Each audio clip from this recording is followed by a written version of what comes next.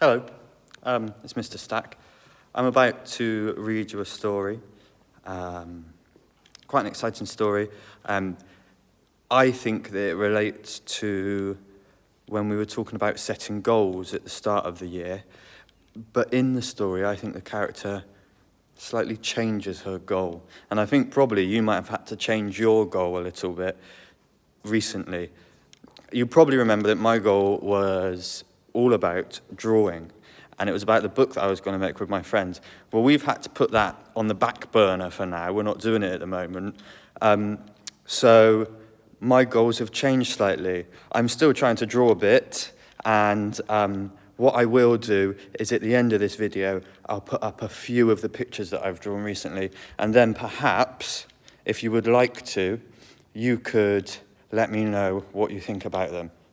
As you can see, I'm in the top hall. I hope you can see the lovely clouds and the birds above me. I know that we've had quite a lot of lovely videos about birds. I've got some magpies in my tree at home. I've been trying to catch them, but I haven't been able to yet. If I do, I will video it for you, and I will also put it on the YouTube channel. I hope you're staying safe. I hope you're having fun at home. I hope you're enjoying the Learning on Seesaw. And I really hope to see some of you soon. Bye-bye. The Last Wolf by Minnie Gray. A tree-friendly adventure.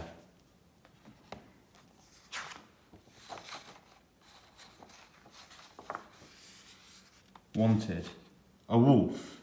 If you see one, tell Red. One day, Little Red put on her hunting hat and boots, flung her pop gun on her back, packed her lunchbox with some supplies, and said to her mum, "I'm off to catch a wolf." That's all right, thought Red's mum to herself. There hasn't been a wolf around here for at least 100 years. "Good luck, Red," she said, "and don't be late for tea." Red went to stalking through the forest. She lurked behind a tree and jumped out on a bin bag. She slithered through the bracken and pounced on a tree stump. Red wandered deeper into the forest. It grew shadowy, and she lost her path. There were hooling noises and grabbing twigs. Red started to run. She ran and tripped. But what was this? I wonder what that is she's found. Some sort of door. She tried the doorknob and knocked and banged. And the door was opened by the last wolf in the land. I wonder how Red feels at the moment. The last wolf was living in a cosy tree cave, along with the last lynx and the last bear. "You must be a human child," said the last wolf. "I've never seen one up close before. Come in and sit down. You're just in time for some tea." I didn't know that wolves drank tea," said Red. "There are quite a few things you don't know," said the last wolf. They gave Red a cup of tea and told her about the good old days.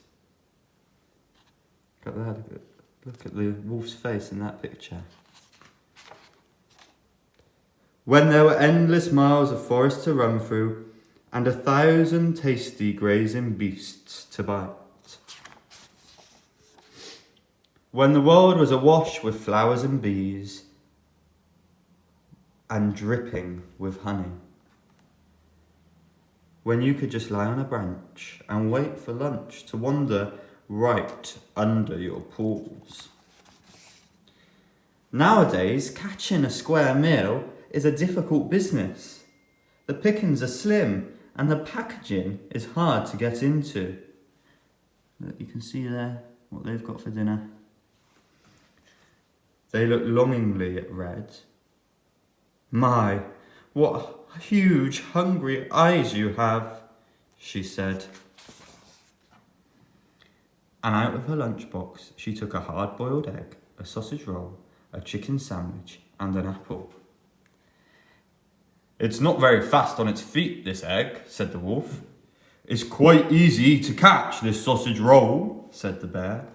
The last lynx chased the chicken sandwich round and round the cave until it was wounded.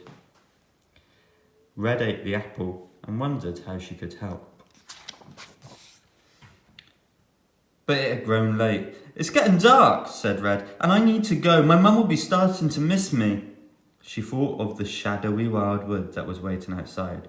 I think, said the last wolf, we'd better walk with you till you find your path. So Little Red and the last wolf and the last bear and the last lynx wound their way through the last woods that were left, until they reached the very last tree and saw the lights of Red's home and her mum missing her. Don't forget your lunchbox, said the last bear. There's her mum. Goodbye, wild things, said Red, and I think I know what you need. But they had already gone. After dinner, Red's mum found a sign on Red's bedroom door. Wanted. More trees, please. If you see some, tell Red. That reminds me of something from the start of the book. Well, we'd better make some, said Red's mum. All you need is a seed, some earth, sun, air, water, and, for a really wonderful tree, about 100 years. One day, these trees will be amazing. And we can see Little Red there at the bottom asleep, the trees that she's planted. And then who's that in the background there having a look in? And look. That's the end of the book. And on the back, it's got this really important message. So that was The Last Wolf by Minnie Gray. At the start, Little Red's goal was to catch a wolf, but it quickly changed to being all about growing more trees.